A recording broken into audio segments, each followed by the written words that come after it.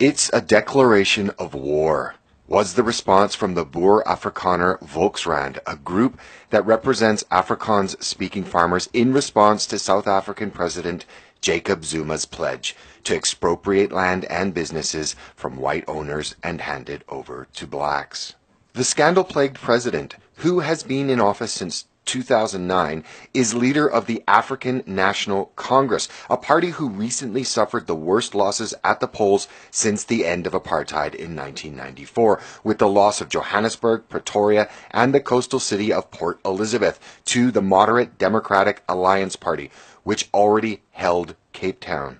Along with the ANC, the Economic Freedom Fighters, basically a black nationalist party with Marxist leanings, and is the third largest party in the parliament, is also demanding that white land and businesses be seized. Its leader, Julius Malema, who was expelled from the ANC, has urged black South Africans to take the land from white invaders, or what he calls Dutch thugs. In Parliament, he explained that his party wanted to unite black people in South Africa to expropriate white land without compensation. As recently as November 2016, he has magnanimously stated that we are not calling for the slaughter of white people, at least for now. As Malema spurs on racial animosity and incites calls for genocide, the Boer Afrikaner Volksrand's chairman, Andreas Breitenbach, has stated that whites are ready to fight back. But he has also called for immediate and urgent mediation between groups representing whites and the government. But he does warn that if the government begins to expropriate land, it will lead to a race war. The rising racial tensions between black and white come on top of a rising populist movement that is characterized by deep resentment and xenophobia by South African blacks toward other sub-Saharan immigrants. Tensions broke out in late February 2017 when police had to fire rubber bullets, tear gas, and water cannon to disperse rival angry mobs of protesters and foreigners, both groups armed with bricks, knives, and sticks. And as the South African president and much of his government fans the flames of racial animosity and white hate for their own gain, the current situation is also being played out to a backdrop of a country that is becoming increasingly lawless. Since the end of apartheid, millions of blacks have been educated and have risen out of poverty. But South Africa has been dubbed the rape capital of the world by Interpol, with a staggering 1 in 3 South African men admitting to rape. Government corruption is an endemic problem, and HIV/AIDS rates are among the highest in the world, with life expectancy in South Africa since 1994 plummeting. In fact, even among the harshest critics of apartheid and racial oppression, there is an acknowledgement that in many ways the Rainbow Nation under African National Congress and South African Communist Party rule is heading downhill fast.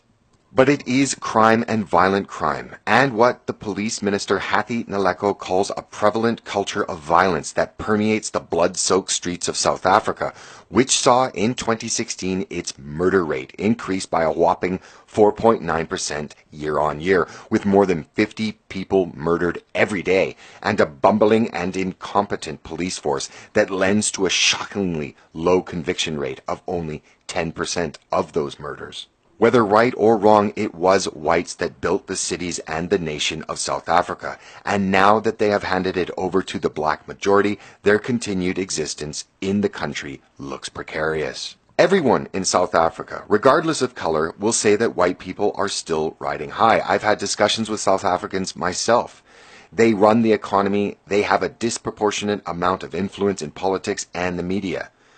But not all of them. There is an increasing number of whites that are now living in extreme deprivation in white squalor camps or shanty towns built after the fall of apartheid. And with affirmative action that favors blacks and coloreds, it's getting harder and harder for many whites, especially working class whites, to find work. And even more sinister is the relentless murder of white commercial farmers that has exploded since the end of apartheid. And to call it simply murder is to do an injustice to the victims.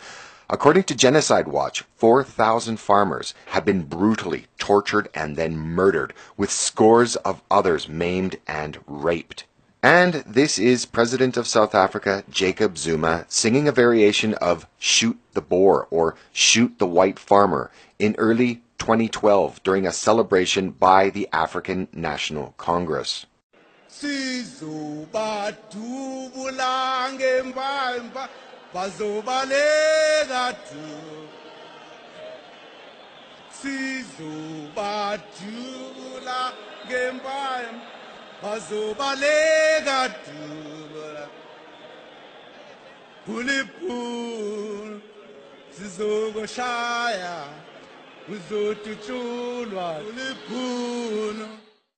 And having all of this stacked against them, and given the penchant for grotesque violence and genocide instigated by not only security services, but average citizens in African countries, there has now been calls for whites to be allowed the right to return to Europe. White South Africans are asking the European Union to give them the right to return home after claims they are facing ethnic cleansing. And given the statements by Julius Malema, the leader of the EFF, that whites will be slaughtered unless they give up all of the land in South Africa, and this sentiment being echoed by President Zuma in terms of land redistribution, the plight of whites in Africa does indeed, over the long term, look bleak. And given the collaborative media silence that attends the ongoing disintegration of post-apartheid South Africa, it is astounding that the vaunted and hopelessly leftist legacy media, including the BBC, is now openly asking if white people have a future in Africa.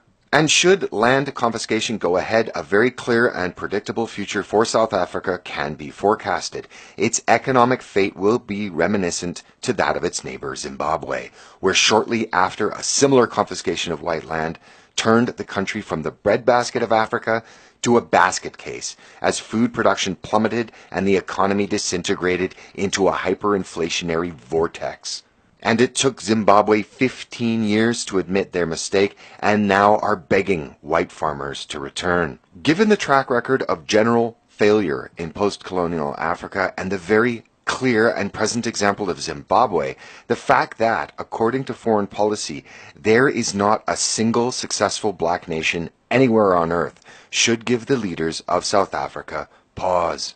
Post-apartheid, post-Mandela South Africa has a choice. It can either use the talent and knowledge of all of its people to try and build a better society for everybody, or it can expropriate land and businesses of its white minority and fracture into racial and tribal war and join the rest of sub-Saharan Africa as its newest failed state, ironically, many of which are now being recolonized by an assertive China. 欧洲国家管理这么长时间，应该是学到了很多先进的管理经验。哪有多少时间？没有多少时间呢。我们炒那个要那个国经济啊，很炒。现在是50年，第几50年那个？就是50年以前，你不是受咱们西方50年以前什么都好啊。是啊，那个先进的影响，那个代代往传下来，越传越文明越发达了，怎么越来越倒退，越落后了？把原有留下的东西根本都没有更加的爱护保护去利用它，反而都遭到了毁灭性的重创，都成成这样子的。